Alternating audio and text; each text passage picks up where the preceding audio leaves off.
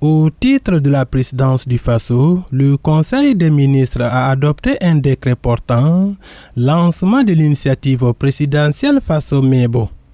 Selon le porte-parole du gouvernement, cette initiative dénote de la volonté du chef de l'État d'apporter des réponses appropriées aux préoccupations et aux défis des citoyens burkinabés. C'est une initiative qui a essentiellement deux composantes. La première composante concerne la construction d'infrastructures routières par des brigades de la route.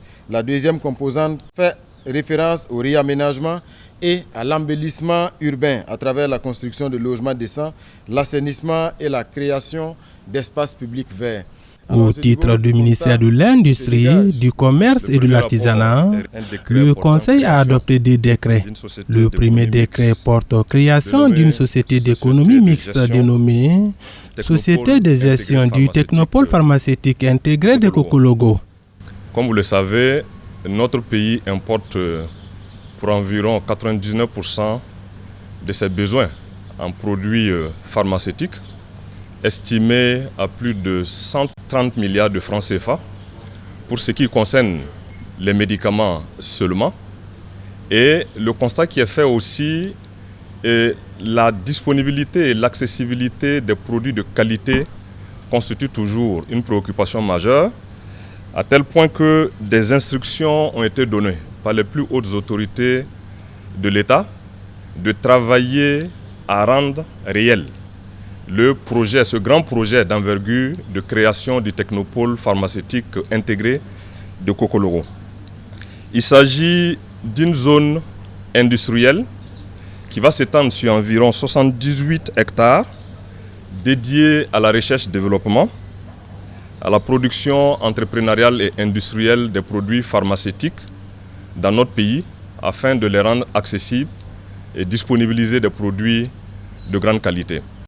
Et la société d'économie mixte qui est créée pour prendre en charge la réalisation de cette infrastructure industrielle importante est une société au capital social qui est arrêtée à 5 milliards de francs CFA, détenue à 98% par l'État et à 2% par les entités privées.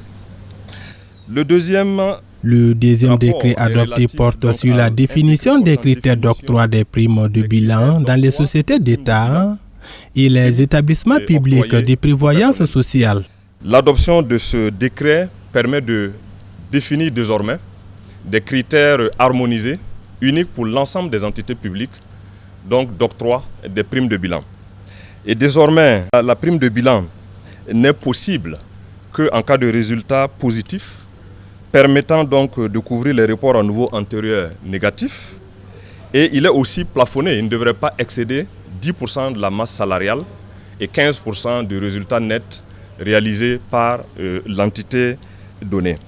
Et la prise de ce décret définit les critères d'octroi de la prime de bilan dans les entités d'État, les sociétés d'État et les EPPS, permettra de faire des économies d'environ 4,2 milliards de francs CFA qui seront réinvestis, comme je l'ai indiqué, dans la réalisation d'infrastructures sociales pour donc améliorer le bien-être et les conditions de vie des Burkinabés. Pour le compte du ministère de la Communication, de la Culture, des Arts et du Tourisme, le Conseil a adopté des rapports. Le premier est un décret portant création, attribution, organisation et fonctionnement des ensembles artistiques nationaux. C'est un décret qui vise à dynamiser les ensembles artistiques afin qu'ils puissent être des outils de professionnalisation du secteur. Le deuxième rapport, quant à lui, est un avant-projet de loi portant statut de l'artiste au Burkina Faso. Cet avant-projet de loi consacre de nombreuses évolutions majeures en lien avec la prise en compte d'un certain nombre d'outils d'exploitation des œuvres artistiques, notamment les plateformes numériques.